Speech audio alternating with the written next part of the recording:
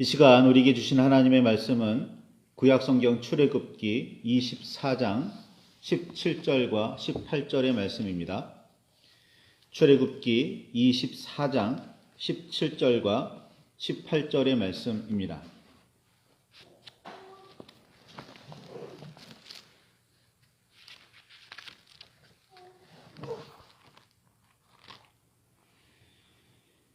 찾으셨으면 우리 함께 말씀을 봉독하시겠습니다. 산 위에 여호와의 영광이 이스라엘 자손의 눈에 맹렬한 불같이 보였고 모세는 구름 속으로 들어가서 산 위에 올랐으며 모세가 40일 40야를 산에 있으니라. 아멘. 주님 우리의 마음을 여시어 말씀을 깨닫게 하옵소서. 아멘. 주님의 사랑과 그 크신 은혜가 저와 여러분 안에 가득하기를 소망합니다. 이스라엘 백성은 이집트를 탈출한 지 3개월 만에 시내 광야에 이르러 한 산 앞에 장막을 치고 머뭅니다. 우리가 생각하는 광야라면 푸른 풀밭 없이 끝없이 이어지는 탁 트인 넓은 장소, 황량한 장소를 떠올리곤 합니다. 모래와 돌들만 있는 너른 땅이죠. 우리가 떠올리는 일반적인 풍경도 물론 광야이지만, 일반적으로 생각한다면 그런 것이 광야이지만, 울창한 숲이 없이 낮은 나무들과 풀밭으로 이루어진 물이 거의 흐르지 않는 산지도 광야라고 합니다. 비가 전혀 내리지 않는 건기에는 풀 한 폭이 찾아보기 힘들지만 우기에는 전혀 다른 풍경이 이루어진다고도 합니다. 그러니까 광야의 풍경은 비가 많이 오느냐 오지 않느냐에 따라 전혀 달라지는 것이죠. 시내 광야에 산이라고 부를 만한 봉우리가 하나이지는 않습니다. 산지를 광야가 포함하고 있기 때문에 봉우리가 하나뿐이라고 말할 수는 없는 겁니다. 넓은 평지에 뾰족하게 봉우리 하나, 산 하나가 있었다? 이게 아닌 거거든요. 여러 가지 산맥이 있을 수도 있고 여러 산이 큰 산들이 있는데 그 중에 하나일 수도 있는 거예요. 어떤 건지 정확하지가 않습니다. 그냥 추측만 무성합니다. 어디인지에 대해서는 말이죠.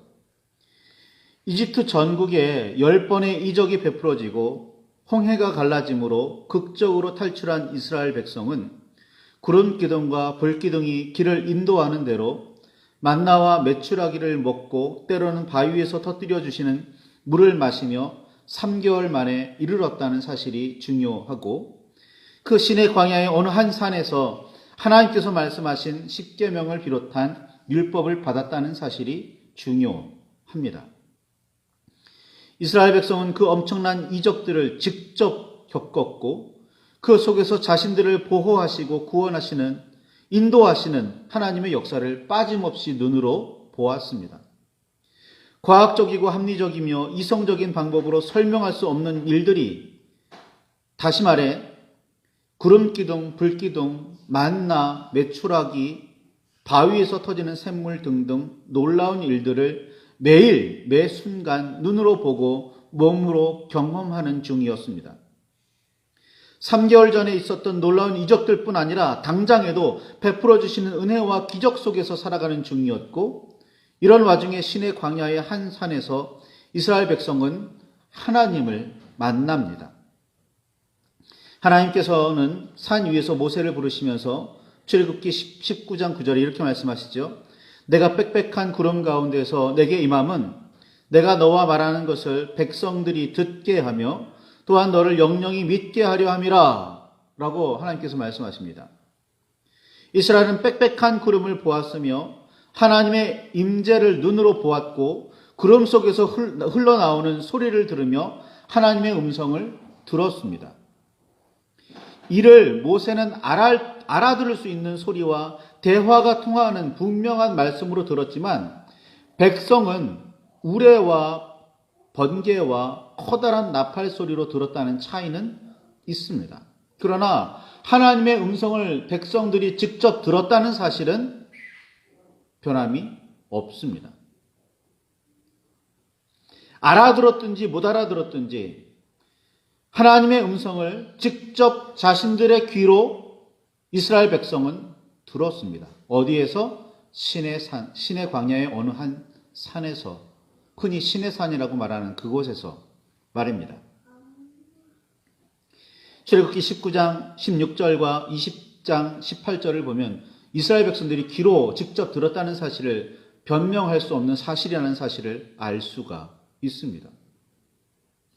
이때까지도 모세가 과연 하나님의 음성을 들어서 그 명령을 따라 자신들을 인도하고 있는지에 대해서 의심하는 사람들이 있었더라도 이제는 자신들도 확실하게 하나님을 경험하게 됩니다. 그 모습은 직접 보지는 못했지만 그 음성은 직접 들었으니까요. 신의 광야의 한 산에서 보행하는 장정만 60만 명이 넘는 이스라엘 온 백성과 이스라엘과 함께 이집트를 나온 수많은 잡족이 모두 하나님의 현존을 경험하고 음성을 듣는 놀라운 일이 일어났습니다. 10개의 계명을 받은 후에 그들은 모세에게 이렇게 말합니다. 출애굽기 20장 19절에 당신이 우리에게 말씀하소서 우리가 들으리이다. 하나님이 우리에게 말씀하시지 말게 하소서 우리가 죽을까 하나이다. 라고 말입니다. 하나님을 눈으로 보아야 믿을 수 있으며 그 음성을 귀로 들어야 인정하겠다고 떠들던 사람들이 한 목소리로 하나님의 음성을 다시 귀로 직접 들었다가는 자신들은 죽을지도 모른다며 모세에게 하나님과 백성 사이에 서서 하나님의 뜻을 전해달라고 말합니다. 그러니까 이제부터는 당신만 하나님의 음성을 직접 듣고 우리는 직접 듣지 못하게 해달라고 그렇게 백성들이 나서서 말합니다. 특별한 몇몇 사람들 외에는 하나님의 음성을 감당할 수가 없었습니다. 아담과 하와도 동산을 거니시는 여호와 하나님의 소리와 그 음성을 들을 수는 있었지만 하나님의 모습을 직접 눈으로 보지는 못했습니다. 모세도 불타는 떨기나무를 통해 들리는 여호와의 사자의 음성을 통해 하나님의 뜻을 전해 들었을 뿐입니다. 그래서인지 신의 광야의 어느 한 산에서 모세도 하나님의 영광을 보여달라고 하나님께 청했었습니다. 33장 20절 부분을 보면 알 수가 있어요. 그 장면이 나옵니다. 이때 하나님께서는 모세에게 이렇게 말씀하십니다. 내가 내 얼굴을 보지 못하리니 나를 보고 살 자가 없음이니라. 라고 말이죠. 또한 33장 22절과 23절에 보면 내 곁에 한 장소가 있으니 너는 그 반석 위에 서라. 내 영광이 지나갈 때에 내가 너를 반석 틈에 두고 내가 지나가도록 내 손으로 너를 덮었다가 손을 거두리니 내가 내 등은 볼 것이요 얼굴은 보지 못하리라 라고 말씀하셨습니다. 모세마저도 하나님의 음성을 듣고 알아들을 수는 있었을 뿐입니다. 하나님의 음성을 직접 듣고 이해하는 일도 선지자들과 예언자들 그리고 몇몇 사사들과 특별한 하나님의 사람들 몇만 할 수 있었습니다. 오늘날에도 하나님의 말씀인 성경을 모두가 읽을 수는 있지만 깨닫는 사람은 그리 흔하지 않습니다. 엉뚱한 소리나 떠들며 말도 안 되는 주장이나 펼치는 사람들이 대부분입니다. 자신들만 참 진리를 알고 있다는 이단과 사이비가 대표적이지요. 한 사람의 목회자로서 저도 하나님의 음성을 바르게 깨달으려고 끊임없이 읽고 묵상하고 기도하며 계속 연구하면서 하나님의 말씀과 음성에 귀를 기울이며 집중하려고 힘쓸 뿐입니다. 10가지의 계명을 비롯해 처음으로 전해들은 여호와 하나님의 모든 말씀과 그의 모든 율례를 모세는 백성에게 전했고 백성은 한 소리로 출애굽기 24장 3절에 이렇게 대답합니다. 여호와께서 말씀하신 모든 것을 우리가 준행하리이다 라고 말입니다.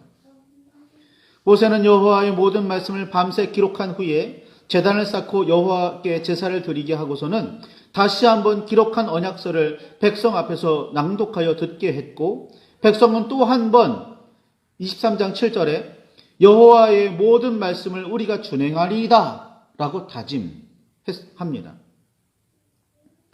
이후에 하나님께서는 모세에게, 출애굽기 23장 12절이죠. 내가 내 율법과 계명을 친히 기록한 돌판을 내게 주리라 라고 다시 산으로 올라오라고 말씀하십니다. 24장 12절. 자, 모세는 처음에 시내산에 올라가서 하나님께서 말씀하신 10개의 계명을 들었습니다. 그리고 내려와서 백성들에게 전한 후에 그 말씀을 잊지 않으려고 자기가 직접 기록을 해요. 그리고 난 후에 하나님께서 다시 올라와라, 내가 직접 돌판에 기록해서 주겠다라고 말씀하세요. 그리고 나서야 이제 우리가 잘 알고 있죠. 10계명을 돌판을 받으려고 모세는 다시 한번 시내산에 올라가게 됩니다. 모세는 다시 산을 오를 준비를 합니다. 늘 옆에서 모세를 돕던 부하인 여호수아와 함께 길을 떠나면서 장로들에게 이렇게 말합니다. 너희는 여기서 우리가 너희에게로 돌아오기까지 기다리라.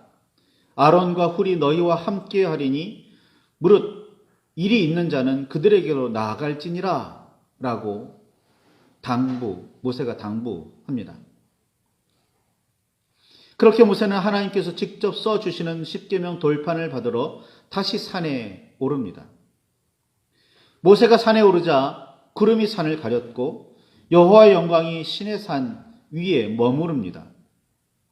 그렇게 엿새가 지나고 7째 날에 여호와께서 구름 가운데서 모세를 부르셔서 여호수아는 남겨두고 모세만 하나님을 뵈러 더 깊은, 더 은밀한 중으로 나아가게 됩니다. 백성은 이때에 산 위에 드리워진 여호와의 영광을 눈으로 보고 있었습니다.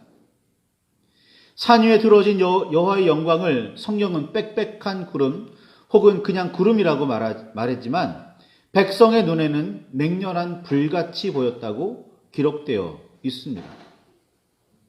구름으로 가려진 여호와의 영광마저도 백성의 눈, 즉 우리 인간의 평범한 눈으로는 감당할 수가 없었습니다. 그렇게 모세는 40일 밤낮을 산 위에서 홀로 지냅니다. 하나님과 함께 있었지만 평범한 인간의 눈에는 모세만 보였습니다. 아니, 모세마저도 보이지 않았죠. 빽빽한 구름이 있었으니까. 그나마도 구름 혹은 맹렬한 불길에 휩싸여 분명하지 못했습니다. 백성은 모세가 산 위에서 홀로 하나님과 만나고 있던 40일 내내 산 위에 드리워진 빽빽한 구름을 맹렬한 불같이 바라보아야 했습니다. 맹렬한 불같이 보였다라는 말을 여러 가지로 설명할 수 있겠지만 그만큼 분명하게 보고 있었다는 뜻이기도 합니다. 이스라엘은 무슨 일이 일어나고 있는지 분명하게 알 수는 없었을지 모르지만 하나님과 모세가 만나고 있는 구름을 40일 내내 보았습니다. 그 속에서 하나님께서 모세에게 자신들을 위한 법을 전하고 계신다는 사실을 너무나도 분명하게 알고 있었습니다.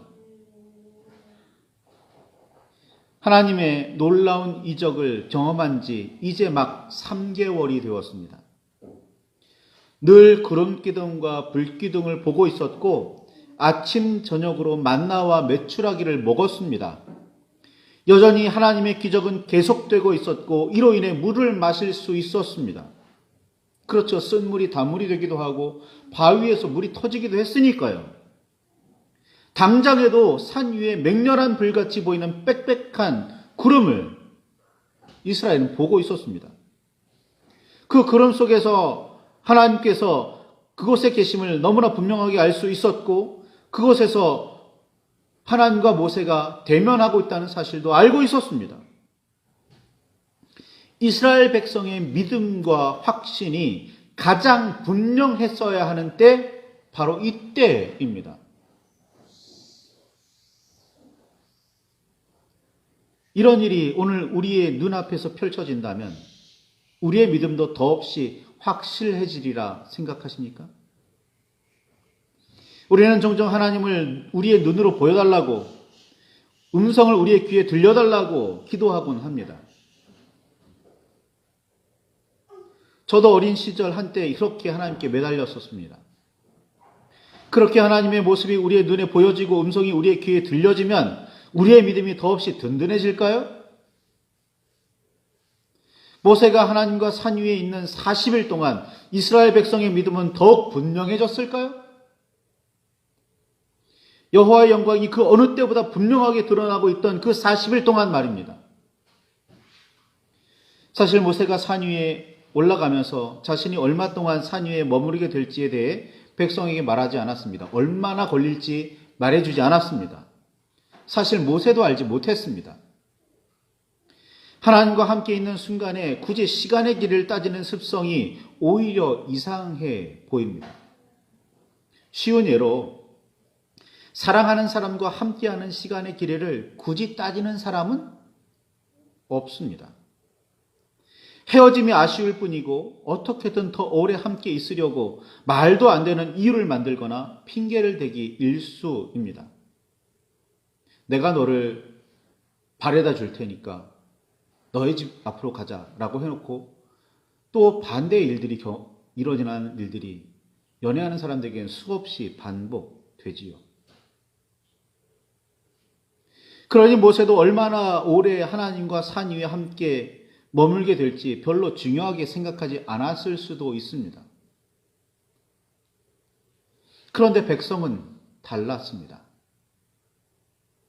시간이 지나자 백성은 달라집니다. 눈앞에 펼쳐지는 놀라운 일들은 어느새 일상의 평범한 일들로 보였고 그 놀라운 이적들을 늘 경험하면서도 하나님의 임재를 떠올리지 않았습니다. 백성은 아론을 찾아가서 이렇게 말합니다.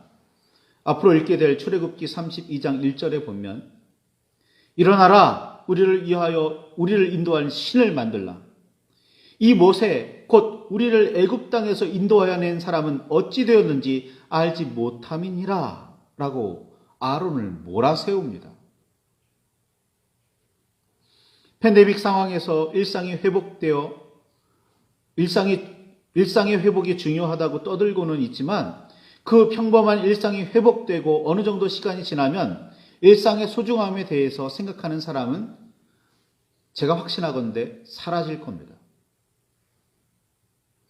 평범한 사람으로 평범한 삶을 살아가는 일이 가장 힘들다고 말은 하면서 우리는 평범한 일상을 그리 소중하게 여기지 않아 왔습니다. 뭔가 특별해지기를 바랬고 뭔가 자극적인 일들이 일어나기를 원했습니다. 그 자극적인 일들이 부정적이든 긍정적이든 말입니다. 우리는 특별함 혹은 특이함을 좋아합니다. 네잎클로버는 행운을 뜻하지만 세잎클로버는 행복을 뜻합니다.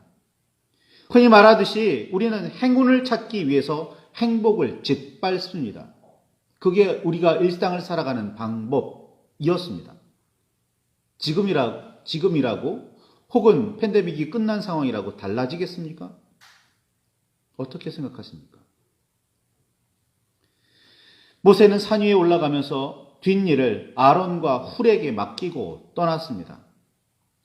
출애굽기 24장 14절에 보면 아론과 훌이 있으니 무슨 일이 있는 자는 그들에게 나아가라고 모세는 분명하게 말했습니다. 그래서 백성은 모세에게 훌과 아론에게 무슨 일이 있으면 나갔습니다. 그런데 백성은 훌보다는 모세의 형이자 지금껏 모세 대신 백성 앞에서 말해왔던 아론에게로 나갑니다. 좀 더 권위가 있어 보이는 사람이었기 때문이지요. 백성의 요구를 조금이라도 좋게 생각하고 부드러운 말로 바꾸면 모세는 어떻게 되었는지 알려달라. 우리의 지도자가 사라진 듯 보이는데 대책은 뭐냐? 우리에게 큰 문제가 생겼으니 해결해달라. 정도로 들을 수 있겠습니다. 백성의 아우성을 들은 아론은 백성을 설득하거나 진정시켜야 했습니다. 흔들지 말아라. 두려워하지 말아라. 눈앞에 맹렬한 불같이 보이는 빽빽한 구름은 여호와 하나님께서 여전히 우리와 함께 계신다는 증거가 아니냐. 지금까지 일어난 기적들을 기억해라. 아침과 저녁으로 만나와 메추라기를 여전히 내리고 있고 물도 충분하다. 하나님께서 먹고 마시기에 충분히 베풀고 계신다. 누구도 우리를 넘보지 못하도록 안전하게 지키고 계신다. 그렇게 엄청난 능력이 있으신 하나님께서 모세와 함께 계시는 한 모세에게는 어떠한 불행한 일도 일어나지 않는다. 걱정하지 말고 기다려라. 라고 말입니다. 그러나 아론은 이런 말들을 한마디도 뻥끗하지 못합니다. 아론이 분명하고 확실하게 백성을 설득하고 진정시켰다고 해도 백성이 받아들이지 않았을 수도 있습니다. 그래도 아론은 목숨을 걸고라도 그렇게 해야 했습니다. 모세가 산 위에 올라간 40일 동안 모세가 백성을 떠나 있었다는 사실 빼고는 무엇 하나 달라지지 않았습니다. 하지만 백성의 마음은 달라졌습니다. 마음뿐 아니라 태도도 달라졌고 생각도 바뀌었고 하나님을 대하는, 하나님의 사람을 만나는, 하나님의 말씀을 대하는 태도도 바뀌었습니다. 우리가 인정하든 하지 않든 하나님의 섭리는 그때나 지금이나 여전합니다. 하나님은 여전히 우리를 사랑하시고 우리에게 다가오시며 우리의 집 그리고 마음 문을 두드리고 계십니다. 예수님의 십자가가 끝이 아니라 지금도 여전히 우리의 열심과 회개를 기대하고 계십니다. 문제는 우리에게 있는 거죠. 일상이 평범하든 뭔가 특별한 일이 일어났든 그로 말미암아 특별히 행복하든 특별히 더 고통스럽든 달라지는 건 우리의 삶, 우리의 마음에 있지 하나님께 있지 않다는 겁니다. 이스라엘은 늘 보고 있었습니다. 그런데도 믿지 않고 인정하지 않고 하나님이 아닌 다른 신을 세우기를 원했습니다. 우리라고 다를까요? 하나님의 말씀을 묵상하시길 바랍니다. 그리고 분명한 믿음의 반석 위에 서시길 바랍니다. 무언가 바뀌었더라도 달라졌더라도 변하지 않는 믿음 그 위에 서시기를 바랍니다. 기도하시겠습니다. 우리 함께 말씀을 붙들고 묵상과 기도를 하실 때 주님의 음성이 그 깨달음이 우리에게 넘치기를 소망합니다.